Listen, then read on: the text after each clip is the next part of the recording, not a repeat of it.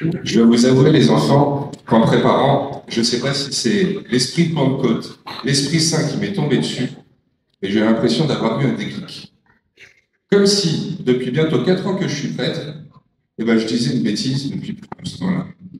Vous savez, à chaque fois que je vous dis que si on est chrétien, c'est pour être heureux. Et en fait, je crois que c'est pas ça qu'on vient d'entendre dans les textes qui nous ont été lus. Qu'est-ce qui nous est dit? Les disciples, ils étaient ensemble, là. D'un coup, l'Esprit Saint arrive comme un grand coup de vent. Ça fait des petites flammes de feu au-dessus de leur tête. On les distingue de presque sur nous. Et c'est pas eux qui sont enjoués. C'est ceux qui sont tout autour et qui les voient recevoir l'Esprit Saint et en être transformés. En fait, si on reçoit l'Esprit Saint, c'est pas pour devenir heureux, c'est pour aider les autres à être plus heureux. Et c'est ça qui nous rend bien heureux. C'est fou. Mais en fait, ça change un peu tout. Parce que, bien sûr, tout ça, c'est une histoire fabuleuse depuis le début. On nous parle d'un Dieu d'amour qui nous promet le paradis. Il nous propose de vivre avec lui un chemin d'évangile. Ça veut dire la bonne nouvelle. Pour qu'on devienne quoi? Des bienheureux.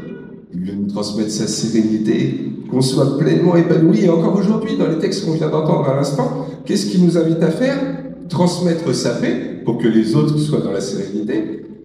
Quoi d'autre? Les décharger de leurs péchés, leur permettre que ce qui les ronge de l'intérieur, toute la culpabilité qu'ils puissent porter, on les allège, on leur permet de s'en sentir plus simple, plus en avant.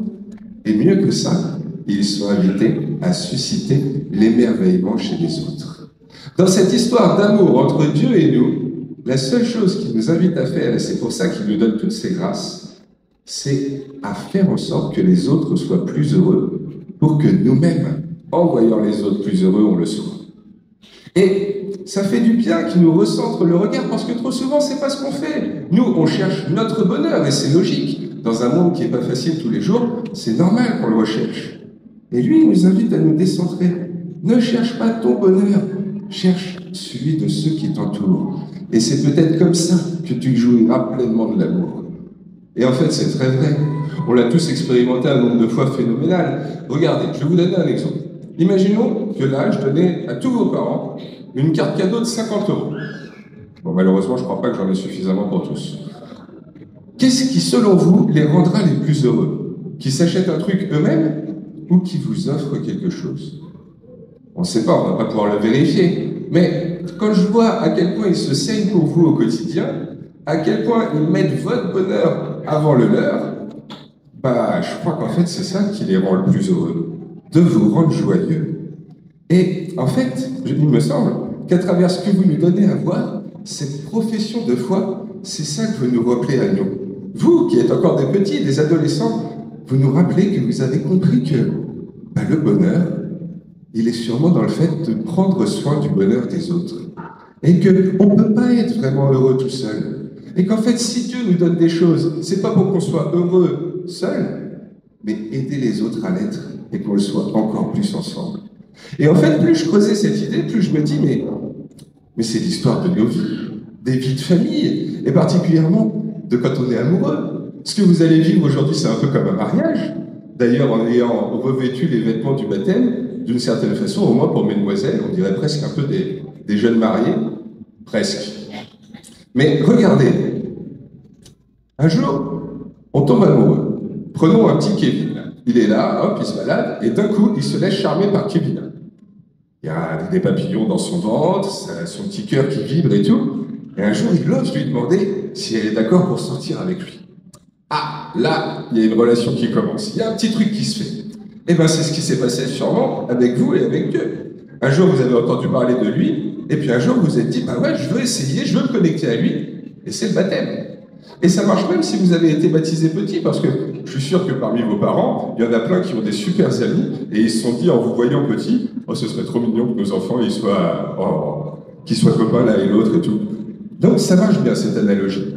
Et vous venez d'être baptisé, donc d'être connecté à lui, vous avez démarré cette relation, un peu comme Kevin et Kevina, vous apprenez à vous connaître comme ça tranquillement, et un jour, vous voulez partager plus.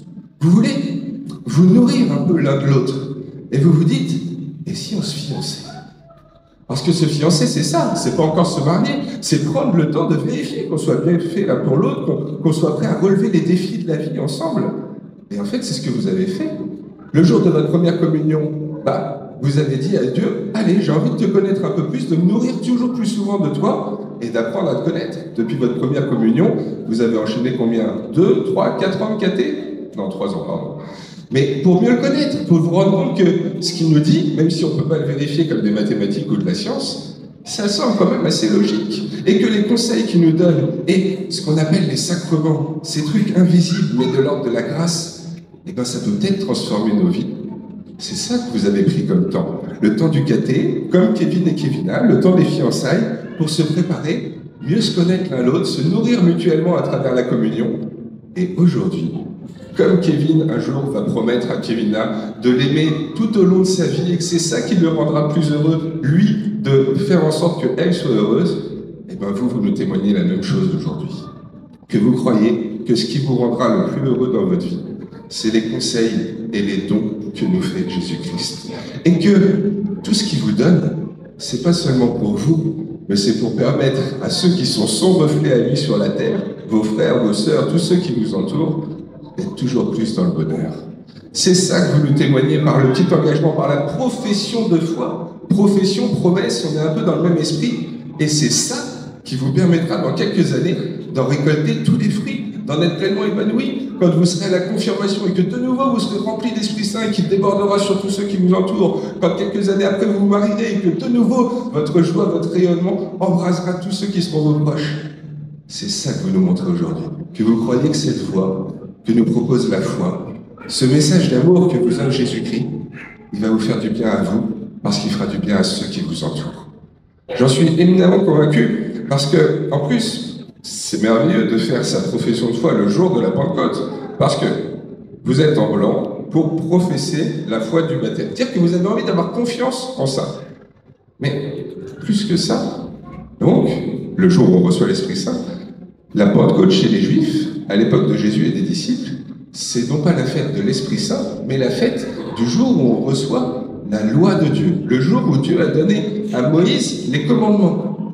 Les commandements qui sont avant tout des conseils pour avoir une vie heureuse.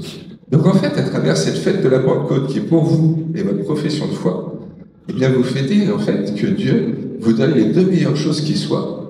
Les conseils pour la vie la plus heureuse, l'amour infini jusqu'à aimer les ennemis, le pardon total, éternel, oser pardonner pour aller mieux, retrouver la paix et la sérénité.